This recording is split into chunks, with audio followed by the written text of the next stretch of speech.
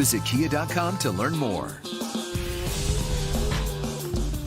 Welcome back to Players Only on TNT. Now, All-Star Weekend is coming up, only a few days away, and one of the things you're gonna see at All-Star Break is a nice little drag race. It's Charlotte, why not? It's gonna be Saturday at 5 p.m. Now, watch as we squeeze into these drag racers. Check it out yourself, here's a preview. We're at Charlotte Motor Speedway, NHRA drag racing at its best. Two teams, Team Charles. In the neighborhood, they call me the Black Dale Earnhardt Jr. Team Shaq. When you drive, make sure you drive hard, America. Going head to head. Do I stand here when I'm getting the trophy? This is right here for you, Mama. We roll the windows up. The pressure's up. Trying to make a good impression for Team Charles. They can't think about failure. That sound like the man that didn't run through the tape. All they can think about what they got in front of them. Lock and load. They gotta go out there and compete. I'm gonna go out there and give it 110%. And it's gotta keep that mind clear. Which one's the gas and which one's the brake? Don't worry about what could happen. Is he crying? You gotta go out there and think about victory. To the cars. Shaking back, baby. Come on. I was screaming the whole time. We don't do that here at NHRA. Yeah, but we might. Drive through the tape every day, baby. Yeah. Yeah, oh man, that was feel good. And without giving away anything. Put it this way. Somebody up on this panel used to steal cars. I was just about to, That's all I'm gonna say. You know, let's just put it out That's all there, I'm gonna because say. we're not talking about who Somebody won, used to lost, or steal anything, cars. but do you think your career as a car thief helped you at all in anything that you do as far as driving? Hey, bro, I gotta get away. You gotta get away. Oh, yeah, because... you know. Can't stop running away. Right. I'll tell you what, that was a fun time. Hey, man, we had a good time. You know, it was kind of cold, but just being on the track, you know, racing, riding. Man. Look at Chuck. Chuck head don't even fit in He there. make the helmet look small. You know what I call that? Look like a stuffed What I call that? What you call that? Pig in a helmet. Not a blanket, a pig. Pig in a helmet. Oh, man, that was Your some fat fun. head ass. Oh, make sure you drive to the tape, America. Check it out. Terry Rozier, he's starting for the injured I Kyrie. apologize, Senator Parker, for using those Sore words. knee, yeah, you can't use it while she's running her campaign. How about this? Celtics are 7-2 when Rozier starts the season. And when Tobias knocks down jumpers, everybody in Philly is happy. How about this? Gonna find a big man. Gotta rotate to that guy. Horford. Hey, now does Simmons really have to have a great jump shot when he You can? can turn the corner and do that, man. You don't need a jumper. Just keep going downhill. That's Keep what's going up. downhill, bitch. Well, how about this? Simmons is gonna get a little payback. Excuse Spin me. move. Oh, look at the bench, though. That's the type of bench I like. Funny mama, high Tati. Oh, this will bring a team together anytime. I almost ran to Philly and gave him some love. Looking like your boy Doug Christie out there. Dude, what up, Doug Christie? Yeah, and how about this? This is your boy, Gordon Hayward. Good to see him. Says, I was gonna say, you said you want to see him with the ball all over, and how about this? The bad shot, the air ball, but you know what? It always seems to find the open man for three. But it better rotate. Al Horford, he knocks it down. Now, let's get a little dose of Okay. Okay, Embiid. McConnell, BD, with the assist. Yeah, after the penetration, how about that? Then J.J. Redick, he's going to get in on it, too. He's not going to shoot the three. He's just going to draw the defense and get it to the big fella. Bang, another three. Big C-Web, I see you, Big C-Web. Big talented big fella up there. And now, how about this? Embiid. Oh, bully ball. man. There you go, run him over and look at him. Go run him over and look at him, like I used to do Pilates. And one right there. Oh, the fine Hayward. Leave him open. Corner. I want to guard him. You can't do that. How about on the other end, though? Oh, that should have been a foul. Should it have been no call, 108, 104? You know, that's a big possession. I'm sure we're going to see that again, but you see the Celtics kind of taking time off the clock, and now, don't jump. That's right, Had smart 5 fouls calling. at that point. Yeah, Here's the foul right here, though. Yeah, it's like a foul.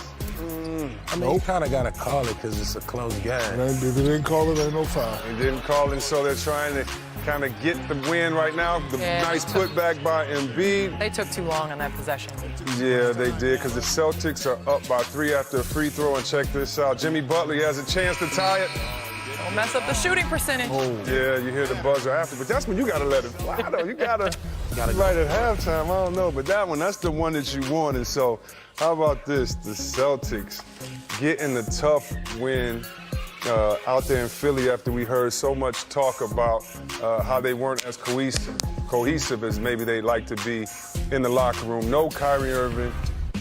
They pull out a win. And BD, when you hear the talk or maybe see the body language of the Celtics, you know that they were the favorites or one of the favorites this year. Do you believe it's something to that, or do you think once the playoffs start that we're not going to hear about that again and they're just going to get rolling? It's a little different for Boston for me because they have a lot of kind of like alpha personalities. You got Morris, you got Smart, you got Kyrie, you got a lot of alpha personalities. So I think for them, it's just the comment that Marquise Morris made was really about too many people are playing, right? And guys are complaining about playing time, and that's what's really messing up the team chemistry. But I thought tonight they did a good job of coming out and playing with energy and masking all that.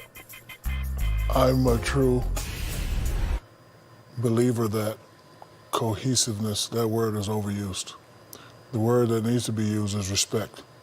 Doesn't matter if you like each other, because you guys know my situation. Yep. However, if you respect a man, you will rotate.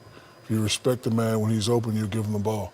If you respect a man when he's hot, forget about you and what you can do, you got to give him the ball. As long as they respect each other and play, you don't have to like each other. You don't have to go to dinner, your families don't have to get along, your wives don't have to get along.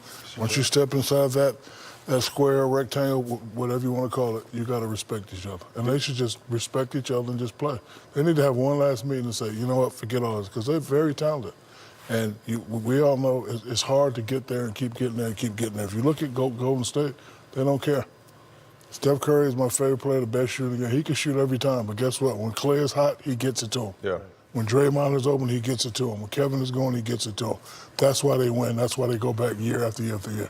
So cohesiveness and being together and liking each other, that's all a myth. You just have to respect each other. But don't you think a little bit of this has to do with the success that they had last year without their alphas? I think that's the biggest thing, because that empowers. They got to the Eastern Conference Championship without Gordon Hayward and without Kyrie Irving. And so I think that does a little bit, because the upper hand you have as an alpha is, listen, I've been here, you haven't. But they got there last year without him. So I think that just putting together the personalities of this team is harder when you've had success without your major pieces. And it's a lot more people playing, So now you got Gordon Hayward, you got Kyrie, and then you got 3 or 4 other guys, that affects Tatum minutes, that affect Brown minutes, Rozier minutes, affect Kyrie minutes. So, shout out to the coach for kind of playing with this Rubik's Cube. But at some point, you're going to have to lock down and figure out who are my 8, who are my 9 guys going into the playoffs, and everybody else, out of respect, got to respect what we going out to accomplish. And a lot of guys don't understand this. It took me a while to understand this. When you got good players alongside you, makes it easier for you. Yeah. You don't have to do as much. Like if I got the best handle in the world and I got BD on the wing, I got to kick it to him because he's a shooter. Yeah. If I got C-Web in the post, I got to throw it to him. I ain't going to be trying to do all that. So sometimes a couple people on the team do too much rather than respecting the young guys. They can play. You're not It'll going to make it easier for me. You're not throwing it to me, though, Shaq? You're not on my team. You mentioned me. And you mentioned C-Web, but you're not going to throw me the ball? I got you. I apologize, Senator. No, it's okay. It's off my campaign. You're going to call a pick. No longer my campaign manager. I apologize. Let's get out You to accept San my Antonio. resignation, Senator. How about LaMarcus Aldridge? He's an all-star, and this man, Valanciunas, he's making his Memphis debut. That's right, he got traded from Toronto. But how about Bradley? He's going off for 16 points in a quarter. You just sit back and watch his game and what he's done. But CJ Miles. Excuse me, why'd you sit down? Oh, the line just jumped up and tripped Bellinelli. can't be sitting down on the ground, man. Did you see the arm, the effort afterwards? Don't reach. It's like he went and took a seat. Bertans, he should be in the three-point game. Pull! That's what he does. He can knock it down. Rudy Gay, he shouldn't be in the three-point contest, but he should shoot him when he gets them. He knocks it down, and Marcus Aldridge said, I'll take the three. I take this mid-range. Take that, take that, take that. Big easy. Yeah, he knocks it down. And Avery Bradley, we know what he can do on the defensive end, but with that mid-range jumper, oh yeah, and he had a career-high 33 points. That was my rookie right there. Tonight. Yeah, Patty Mills, you see he knocks it down. I see you. Diggity. Oh, that's Noah. Yeah, that's Noah. He's back, baby. That's what he can do. 6. You get a 6. You get a 6 for that. And the dunk contest coming up. He better get better. And The big lumberjack. Valanciunas, 23 and 10 Oh, tonight. barbecue chicken down there. Barbecue chicken down there. Shoulder work inside. That's Aldridge. Ooh. Okay, rookie. Jaren Jackson. Yeah, guys, and he can tie if he hits both free throws. He missed the first one, so you know what he has to do. He has to miss this one, and he's gonna. Lord have mercy. Yeah, That's all right, young fella. It's tough for a rookie to go home. You'll get over it. Many more to go. Knock both of those free throws down, but how about Patty Mills? 6 for 8 from the three-point line. Valanciunas, welcome to Memphis with those type of numbers, and it's going to be interesting going down to the wire in the playoffs. And speaking of interesting, you guys know what happened in New Orleans tonight? Well, I'll tell you. How about this? AD had a career low, only 3 points, 1 of 9 shooting, and Isaac, you're going to see him get involved. Fournier, Vucevic, and you know, we kind of talked about this, but Baron, got him. what do you think is going to be the result of this team? Yeah, what do you think is, why are they playing like this? They're uninterested. You know, they're interested in basketball. I think that what you have is the hangover of the trade deadline. You got the hangover of and really, for me, my problem with New Orleans is, you know, you got a franchise with no strategy. It don't seem like they have a clear direction of where they want to go and what they want to do. And they kind of got desperate during the trade deadline, trying to find what can they find for Anthony Davis. And when they didn't trade him, you see the energy with the team is just not there. See, Webb, I used to sing this song to my children when they were young. We're going on a trip in a little rocket ship. And I little rocks. Them dudes are packed it in 1, 2, 3. They go. I don't care no more. So it's not going to get better after Never the heard that song, All-Star break. Candace? I don't think I've ever We're heard that. going on a trip in a little rocket ship. You don't know this song. See what? What am I doing? Yeah, but you weren't I can't have that. They going to You have Cancun. to move his shoulders. New Orleans is going to Cancun. You don't know this song. I guarantee your daughter knows that song. Oh, man. And you heard BD. The Bayou Blues is because the team is uninterested. And it really, Shaq, you just talked about it a couple of segments ago or a couple of highlights ago when you say it's about respect. And it looks like the respect is lost inside of that Pelican locker room. Down 22 points at the end of the first quarter. That's just crazy. They going on a trip. The little rocket ship. Cancun. Hey, look at BD. Look. Cancun. Yeah, we believe. Can I get some of those Dumped shirts? on somebody Uh-oh. and show me. Oh, who does? Show me your belly. 47. No. Get inside my belly. Inside my belly, man. Yeah, when you dunk on somebody that hard, look at Stack Jack wiping them off. Now you brush your shoulders off. Way to make a poster. That's what he used to do. Go check out.